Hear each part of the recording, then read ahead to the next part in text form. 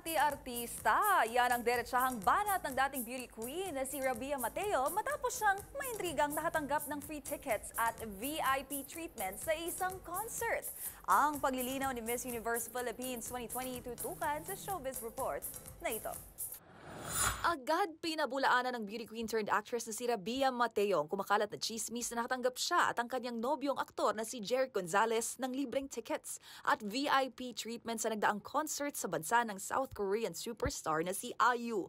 Sa ilang IG stories, nilinaw nitong tulad ng iba, pinaghirapan din nilang ipinambili ng ticket na nagkakahalaga ng 12,000 piso kada isa. Nagpaabot din ito ng pasalamat sa ushers na nag-assist para mahanap ang kanilang upuan pero binigyang diin ni Rabia na never silang nag-demand ng VIP treatment.